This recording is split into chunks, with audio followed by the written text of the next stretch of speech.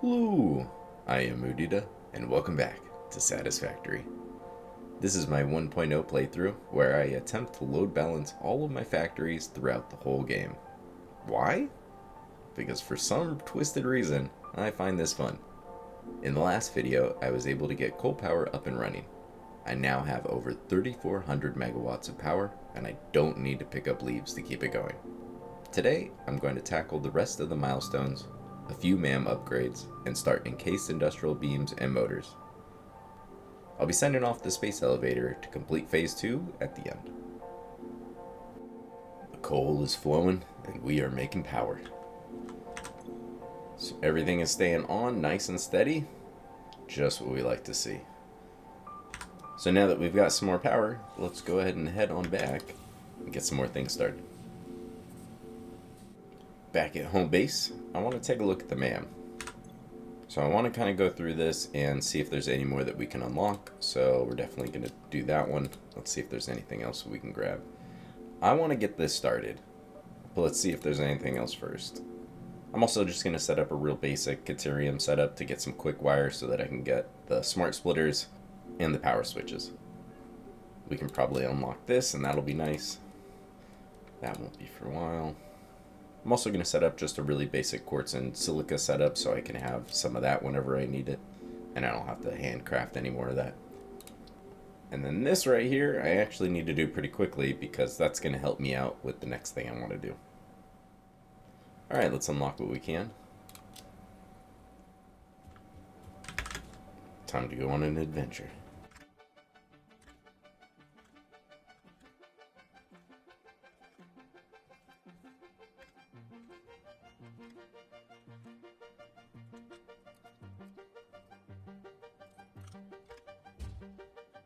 Alright, so we just need to make a little ramp. I'm going to make a better way to get up here. I think this is where I'm supposed to go. We'll find out. Forgot to actually make the things I need. Let's hope I can. So make that. Oh, what do I know? Oh, the object scanner. Okay.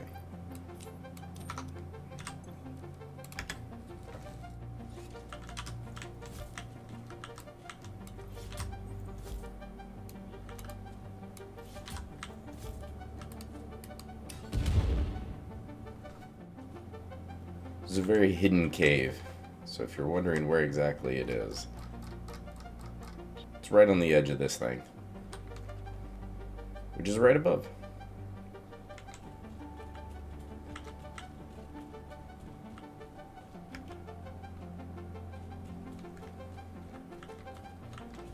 Alright, we do have a few little friends. Where's the last one? Maybe? Oh. In the rock. Cool. Alright. Let's go ahead and do that. Oh, cool. Usually, if they fall on top of a node... Oh, I didn't actually mean to throw that one. Alright, so I am going to put down a miner, but for right now, to get some unlocks going, let's just throw down a bunch of these. Grab our bacon. And go through this one. Whoa, that exploded weird.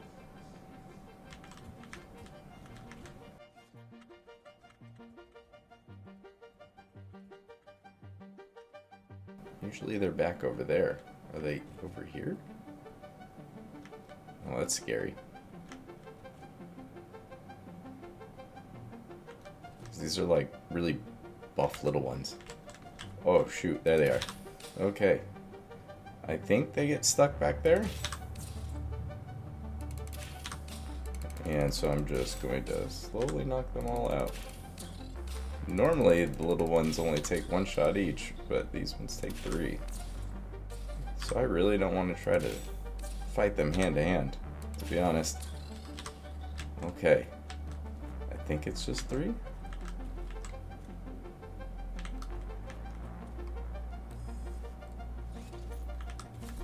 Get this out. don't see any more. I don't like the fact that it keeps saying quick footsteps though.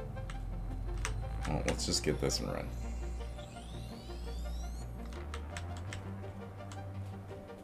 Get me out of here.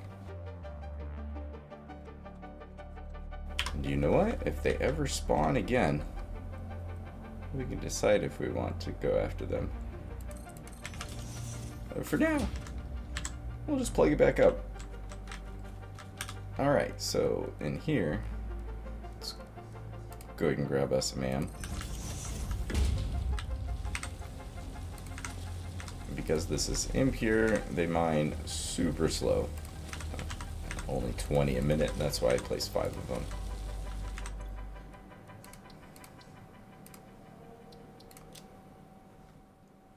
Now that I've got pretty much all that unlocked, I do want to set up just a real basic production for this, and this is obviously a pretty tight area, so I'm going to run this out through this little cave, so I don't know if there's a way to make this look good, because I've got to get it to go through here, so let me see what I can come up with, and yeah, we'll be right back. Back at the hub. Took me a little while to do that, and I forgot to show off that I set up this temporary little thing here. So I generally don't make full-on factories for the space elevator parts until the later stages. These ones are pretty easy just to kind of hand feed machines, and then I just have them going straight into the space elevator. So these will most likely finish first, and then I'll switch this to be the automated wiring. I'll need to make stators. I'll have plenty of wire by then. But this will work away in the background while I take care of everything else. Before I send off the space elevator parts, I want to make sure that I have the key parts automated, so I want to get the encased industrial beams and motors going. The one other thing I did is I went on a little journey and I came down here to collect some mycelia, because I don't know of a good spot anywhere around here that has it, but down here there's a whole bunch of weird looking little tree things that have it. And so now I have a parachute, which is pretty handy. So now I've unlocked all the different trees, and I was able to unlock a whole bunch of it. That way I could get my expanded tool belt. I just had all the pieces, so might as well just unlock that. Even the different inhalers. So the only one left is one of the more important ones, but the synthetic polyester. Now that the gas mask was fairly easy to unlock, I made sure I got that. So now I've got a handy dandy gas mask and a bunch of filters, which makes exploring just a whole lot easier. So let's head over to the SAM.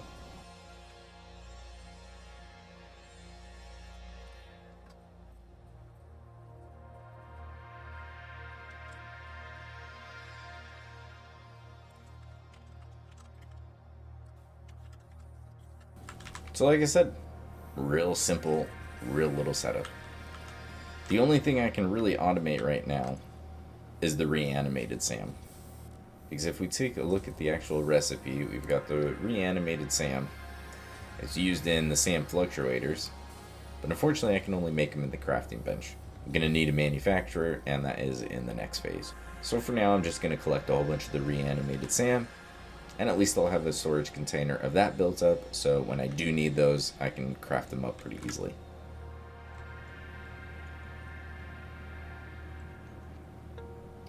The dunes and the parachutes go so well together. Just kind of glide around forever. Alright, well, this right here is going to be our spot. Well, that didn't go well. Get back here. Get those little guys out of the way.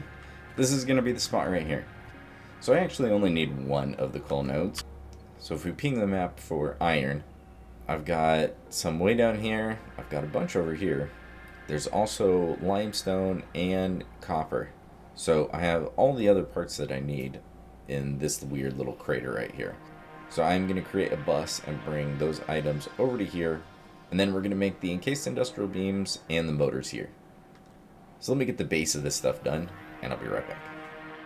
I just branched off another power tower from the main line that we have running across the desert and added some foundations. So I'm actually only going to use one of these two miners. I just don't know which one's in a better spot, so I'll figure that out in a bit. But we're going to make this really basic because it is just another temporary foundation. We just need to build up these materials. Once we're in phase 3, I can really ramp up power. And then I can finally start tearing all this down and rebuilding it in a much, much better way. But there's a lot to do before we get there. So let me show you the rest of this. This is going to be the little belt bus right here. And if we head on over here, I think I need to hop over that.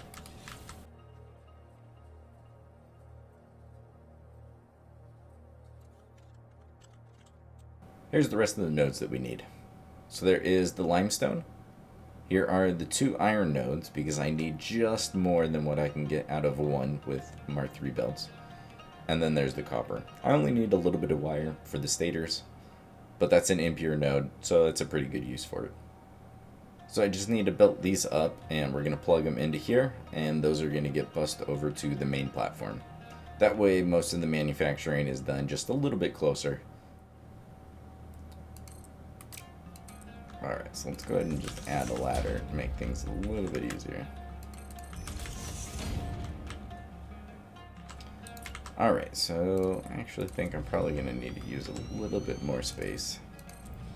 I do want to make things a little bit more compact in this playthrough, but I'm going to save most of that for when I actually start building permanent factories. But for now, we just need to get these things done. Still want them to be neat and organized, but I don't need to spend too much time on it. Alright, so let's start figuring out the machines. I'm going to do the iron products first, and we're going to work kind of on this side. I'm going to do the steel here, and it'll kind of work out its way this way. And then I'll figure out where to put those last assemblers. The iron should be on this side of the belt bus, whereas I think the copper and the limestone will be on the other side. We'll get the iron done first. From over here, I think I have a little bit better perspective. So we want to bring it back as far as we can, but I don't want to have to mess with this too much. So I think we'll go something like this.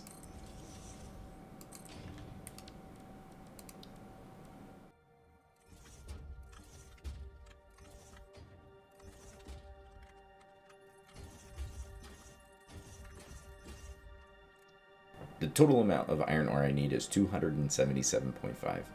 The way that splits up is 165 is getting used for coal, and then I need 112.5 turned into iron ingots to make my rods and screws and rudders. So we need 4 smelters to make this 112.5, so we can just do the math down here, and it'll give us the correct number. For those of you that have been playing for quite a while, you may have already noticed this, but I am super happy with this. They updated it. In the past, the only way to get 3 decimal places was actually to use the clock speed. If I had done this in this box, it would have actually rounded it up, and it would have been like 28.13. And your math would have been just, that tiny bit off. Would it have really made a big difference? No, probably not. But if you looked at your power graph, every once in a while a machine would turn off because it was at 99.5% efficiency.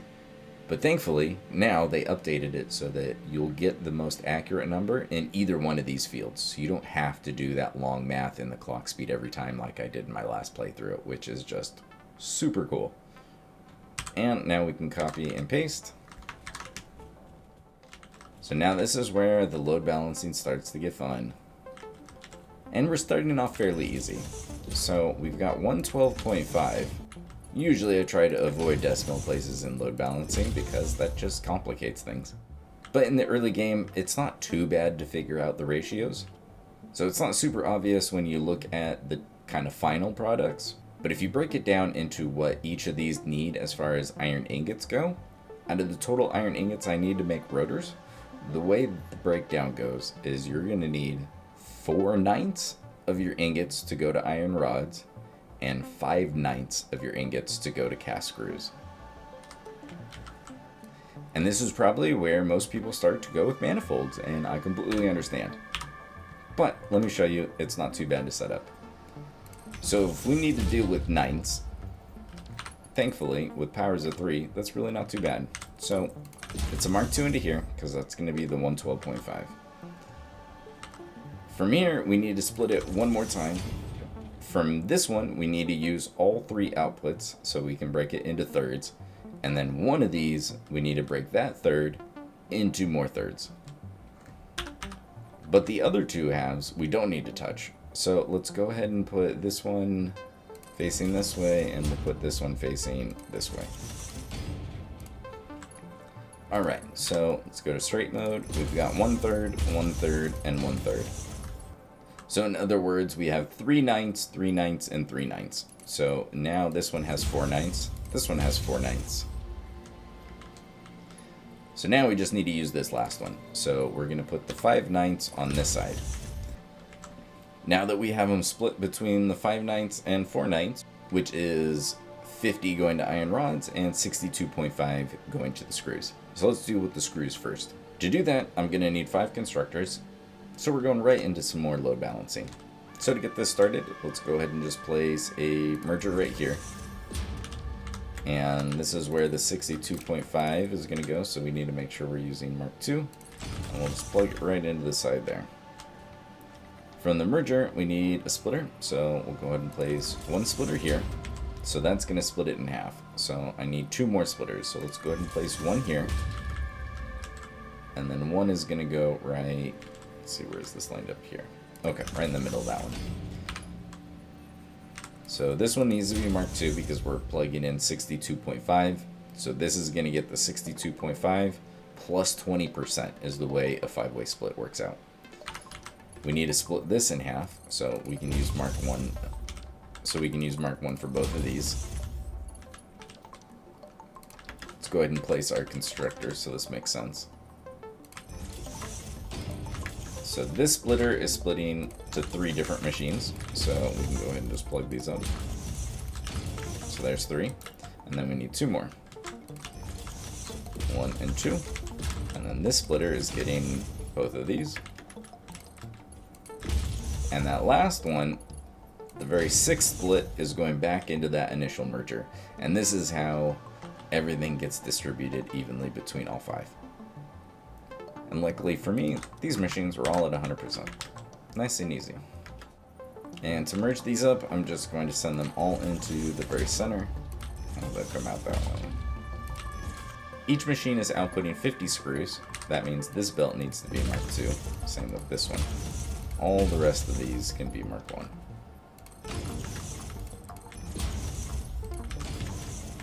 And there's 200 screws. So let's go ahead and deal with the iron rods.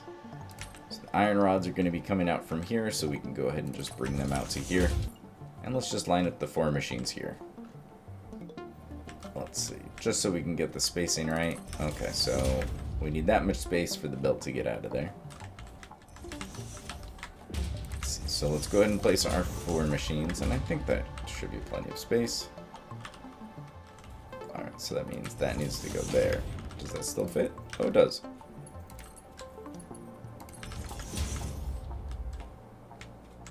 Let's set the recipe. With these, I need 50 rods across 4 machines, 12.5. For these, we'll just get them all to merge out this way.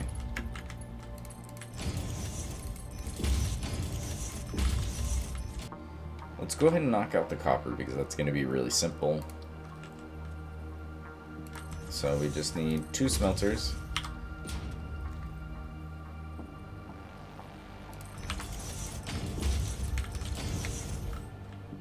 Let's go ahead and merge them up.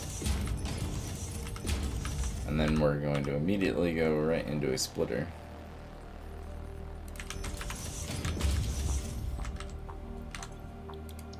Each of these smelters are clocked to 20. And then I need 3 constructors for the wire.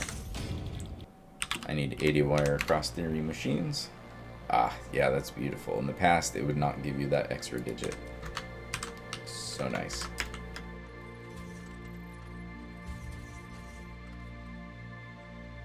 And that's all the wire. Alright, let's knock out the steel. So we're going to do the foundries over here. Let's give myself just a tiny bit more space. Looks like I need some more concrete.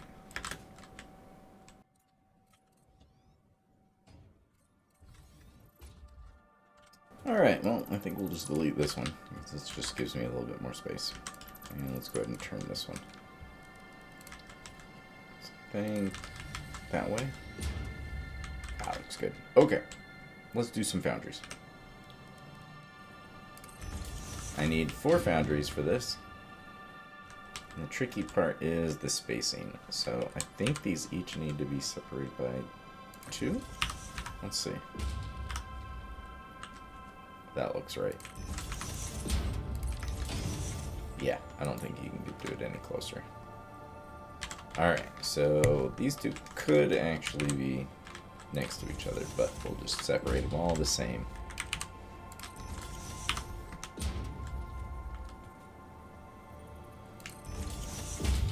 But this may actually be, let's see, so if we do, that's way too close, so we got to do them facing out this way.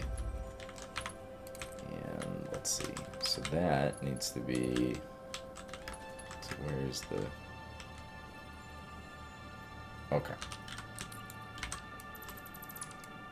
So splitter really needs to be right here. I think that looks good. Alright, so let's just go ahead and go up all 3. Just delete the middle one. Let's get these all lined up the same. So the closest belt, it's easiest just to go down into the bottom one. And then we can go ahead and just add lifts, have them face straight out for the outside ones. Those will then, oh, whoops. Those will connect right into that top one.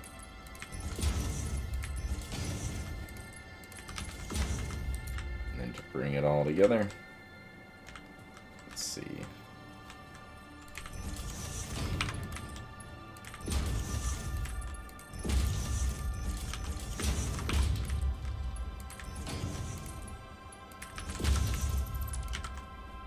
I like to set the recipes first and then kind of work my way backwards to make sure I have the right speed belts, since a lot of the time I don't. So let's do that. I need 165 ingots across these 4 machines, so they'll get underclocked to 41.25. And let's go ahead and copy and paste. So if each machine needs 41 1/4 of both iron ore and coal, Mark 1 is fine for this line, but on both of these we're going to need Mark 2. So let's go ahead and change all these. And these are where the Mark 3 lines will get plugged in. So we can go ahead and just run this one along the ground. This one will plug into the iron that's coming in from here. And then for this one, oh, I'm going to have to figure out some way to do this. It's not going to look too horrible. Well, I'll figure that out in a second. Now that we've got the 165 grouped up here, we're going to send that into 4 constructors. Let's go ahead and just place it right on the edge and place 3 more. I need 2 machines making steel pipes and 2 making steel beams. So with the beams, it's exactly 2. So on both of these, 100%. With the pipes, we're going to have to underclock it, and we need 15 out of each one for a total of 30. Now, for the load balancing, I've got 165 here. I need 120 and 45. Alright, so I'm going to add 1 splitter there, and then we can add 1 splitter here.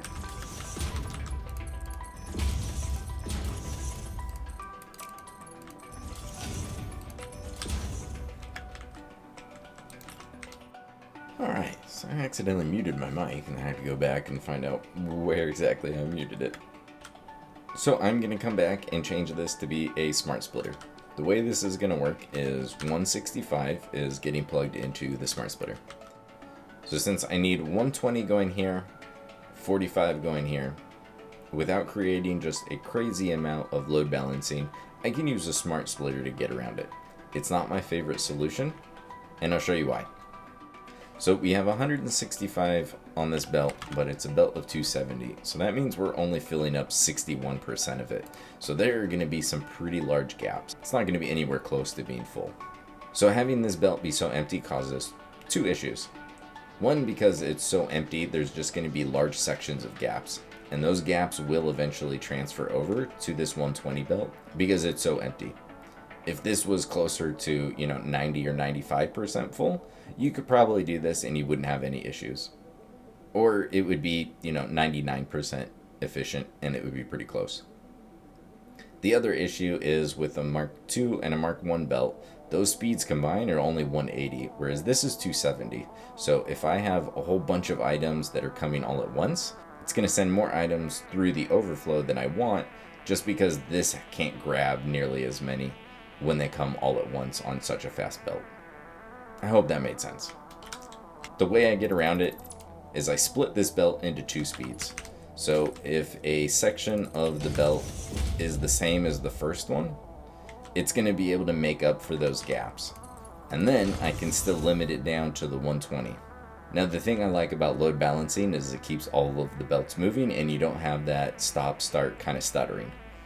Unfortunately, doing this method will create it to stop and start, but with the belt being so empty, this is the most compact and easiest way I've found to get around it. You could use a storage buffer, you could do a whole bunch of more load balancing, which I'm sure I'll do later on in the playthrough.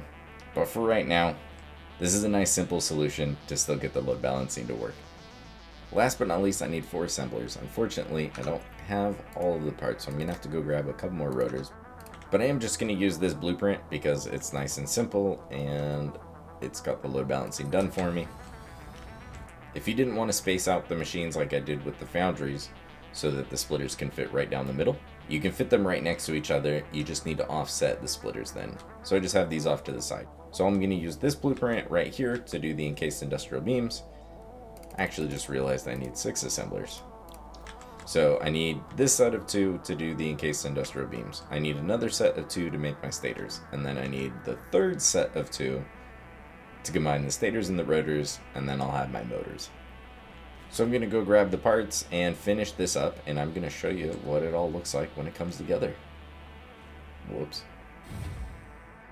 We're starting the tour out here at the crater because we need to get this started. And it's going to take a little while to get all of this all the way over there, so I want to turn it on. Like I mentioned before, that one's doing the copper. This one right here is doing the 112.5. The Mark III belt is the 165, so it made it easy being able to split the 2 processes between 2 miners. And yeah, I kind of forgot to make the concrete, so I just switched things up and we're just making the concrete here. So just 4 constructors, and then the 60 concrete is just coming around over here, and that's that last belt on this side, and then the copper's on top. So I believe all we need to do is come down here, connect this right here, and we've got all green lights. Overclocked. Take a second for those to turn on, but that one's green. So let's head back to the main part of the factory and take a look. Here we are. Got 2 storage bins set up to receive the final product. I could have created a bus to send him all the way over there, but since this is temporary and hopefully I don't need to come over here and grab too many motors or encased industrial beams before I erase everything and redo it, hopefully this decision doesn't come back to bite me. But I guess time will tell. Thankfully it's really not too far, and with the zip lines I can get over here and back pretty quickly. So the ore is going to come down there. We've set up the iron. All that's getting done. So the new additions are this right here. So let's go through some of the new additions here. The concrete, not limestone, is coming down on this line right here, and then getting sent up to here, and then into these 2 assemblers. I decided not to use the blueprint because I could pretty easily just have these go straight in, because the way the machines work is they need 15 when they're underclocked to only 5 each, because the normal default is 6. And each of the constructors is putting out 15, so I can just have those go straight in. And if I don't have to merge them and then resplit them up again, I figure why not? I always like being able to do this. So we have these set up like that, and that's our encased industrial beams. Those go back over here, and then we just made a nice little short lift to go up and over everything. I'm going to do a video on these pretty soon, so it'll be a nice short video, and I'll share these blueprints because I love these blueprints. They're one of my favorite ones to get this height because it's just a really convenient height to be able to use in factories, in my opinion. And then those go right into the storage container.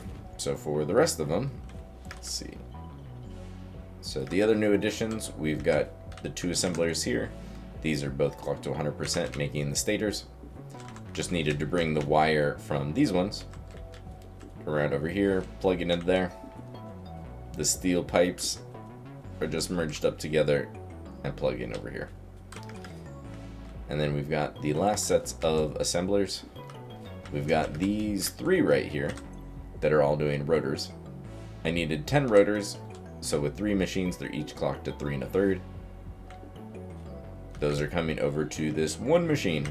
So I only have one machine. We're only going to be making 5 motors for now. 5 per minute isn't a ton, but since they only stack to 50, you get a stack every 10 minutes. So that's really not too bad. So in a matter of no time, I'm sure this will be full and I'll have way more than I need. Just need to wait for all the ore to get here and then we'll get it all turned on. Night in the desert really isn't too bad. You actually do get a decent amount of light, but it's still not great. So I'm just going to wait for it to be daytime and then we'll get everything started. As the night ends, new day begins. Let's turn this puppy on. So let's go ahead and start the timer.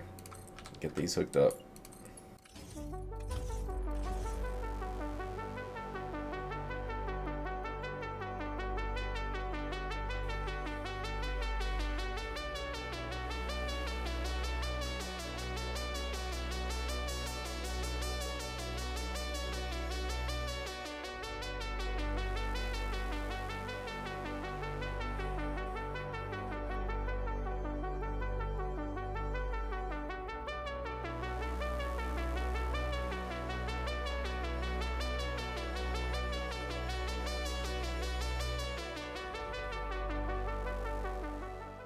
Heck yeah, I've got my motors and encased industrial beams headed to my little storage. It's not a lot, but it should be good enough for now. Definitely help get all of the unlocks once we get to this next phase. Which, speaking of, we've gotten a little past halfway on smart plating. We're all the way done with the versatile frameworks. We're still looking real good. While this works away and builds up some precious resources that I'm going to need, I'm going to head over to the space elevator and sort out some more of those temporary setups over there. Probably double the production for the smart plating and get that automated wiring set up. We are getting close. So let me show you the little setup that I've got going on. So as you can tell, the automated wiring is already done. I kind of forgot to record it. It was just a real simple temporary setup where I just had some bins feeding this one right here to make stators, and then feeding the stators, and then feeding some cables in to make the automated wiring. So that finished pretty quickly, and then I loaded up this one with a bunch of power shards. So we're getting 5 minutes. I still need just under 200 though, so we've still got a little bit of time. Make sure, alright, got plenty of concrete. Let's go take a look at the little project I've been working on. So right up there is my little Caterium setup. And if we continue this way, I've set up a chain of power towers.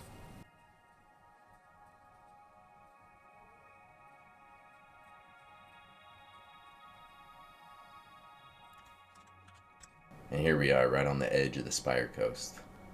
As I'm sure many of you know, this area is rich with oil. So this is probably where I'm going to spend a lot of my time for the next phase. And now that I've got blueprints, it makes this a whole lot easier. I can just start spamming these down.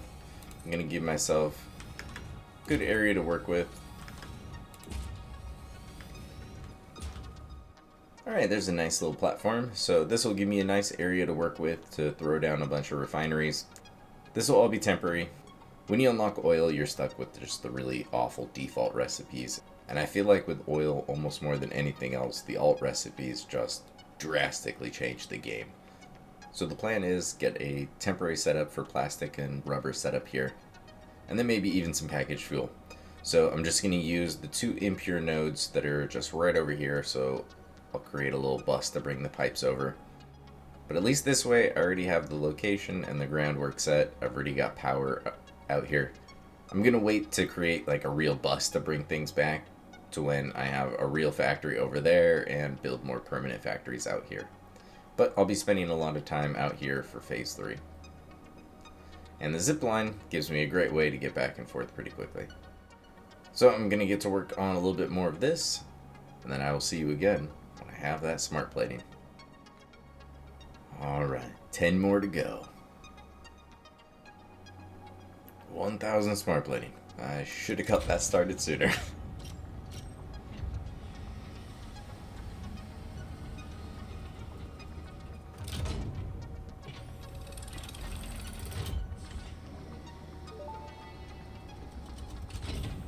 Welcome to the Project Assembly Pioneer Progress presentation. But rest assured that you would not be here if you were entirely incompetent. Alright. Let's send it.